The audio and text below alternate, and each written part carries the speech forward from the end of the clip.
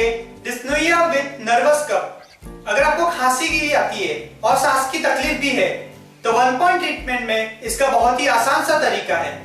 1 point treatment में डिस्पोनिया with nervous कफ के लिए आपको बियोल मैग्नेट लेना है जिसके 2 साइड है, येलो और वाइट, और आपके हाथ के फ्रंट साइड के CV6 पॉइंट पे मैग्नेट का येलो साइड सर्जिकल टेप से स्टिक करना है और वाइट साइड आपकी तरफ रहेगा।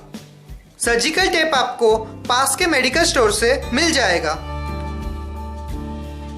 बियोल मैग्नेट और चार्ट ऑर्डर करने के लिए हमारे वीडियो डिस्क्रिप्शन में डिटेल्स देखिए।